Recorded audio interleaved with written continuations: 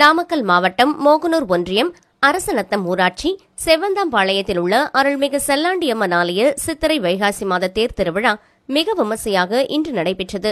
முன்னதாக செவ்வந்தாம்பாளையத்தில் உள்ள அருள்மிகு செல்லாண்டியம்மன் கோவிலில் கடந்த 8ஆம் தேதி காப்பு கட்டப்பட்டு திருவிழா மிக விமர்சையாக துவங்கி மூலவர் செல்லாண்டி அம்மனுக்கு தினந்தோறும் அபிஷேக ஆராதனைகள் நடைபெற்றன.